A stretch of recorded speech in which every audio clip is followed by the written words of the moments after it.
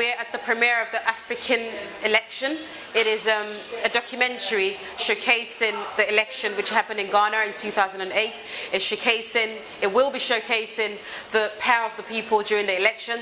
The people saying no, the people demanding for peace and demanding for a free and fair election. We're hoping to have a fantastic time today. We'll be bringing you some video. The producer would be Jarreth, the producer. We're just here just asking him a few questions. We've just watched the movie and we think they're fantastic. So we'd just like to ask him a few questions quickly. Hello, Jarreth. Hello, how are you? I'm very well, thank you. How did you think that went? I think it was brilliant.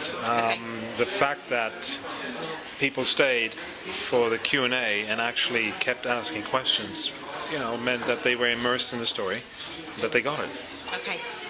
Why did you pick Ghana? That's the first question in my mind. Because I spent my childhood in Ghana. Okay. Those were my formative years. Okay. That's where I started to smell, to love. I think my first kiss was in Ghana. Oh, that's a secret.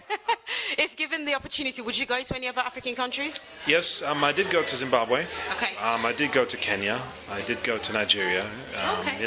My dad is Nigerian, or was. Passed away 2007, but there's more to come, obviously. Yeah. I want to travel all of Africa. And I think with the film now, that's going to be the opportunity to do that. Are there any particular challenges that you face that, were a bit like, am I still going to do this? What were the most challenging things that you faced while being there filming? I think it was the challenge of Africa, or West Africa in itself, that everything is unpredictable. You don't have the resources on a day-to-day basis like you have in, let's say in England. Yeah. You don't just go to a store and buy this or that, even though everything's available, but you'll pay an exorbitant price. I had malaria while we were shooting. That wasn't fun. That was a big challenge. But, let's turn it around. Let's say what was the most inspiring. That's right. It was the people. Okay. It was the absolute support of the people. And I think that bridged the gap of all the things that didn't work. Because it is a third world country.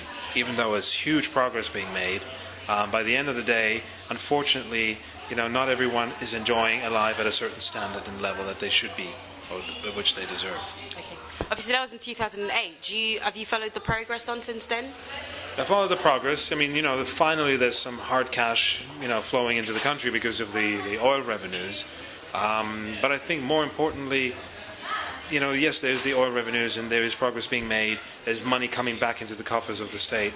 I think more importantly is that Ghana, again, it's the psychology of the people has been reaffirmed that Ghana, not only Ghana, that Africa has this potential, this absolute potential, which is not, people always speak about the natural resources. I'm sick and tired of hearing that. We know they're there. It's about the resources of the people and what they have to offer if you give them a chance.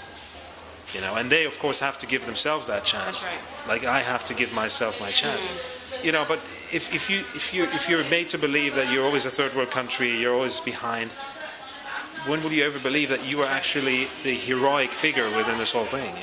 So it's a very tricky psychological game. So this has definitely changed sort of the view of Africa, the view of what we can do, what we can achieve as a continent, or where we're going. Do you think that this predicts that we are going places? Do you know what? We've been going places a long time all the time before this film. This is just another story that adds to the many stories that are not being told and should be told. That's all there is. Because people are always talking about immersing democracies. I'm like, what are you talking about? Democracy is not a reinvention in Africa. It's part of our cultural heritage. What are you talking about? It's just we're still confused from a time and an era where we're trying to find back to our own cultural identity and live, with the new and the old in harmony. And it just takes more time than we thought. Okay. What's your last message today? What would you like to say to people? Because I think that people should go out and watch this film. So what would you say? Just in 2 lines. This is about us. Okay. The different us that deserves to be seen. The beautiful, exciting us of which we can be proud. Here and now. You've heard it all. This is about us. Go out, watch the movie. It's out on Friday officially. Yes.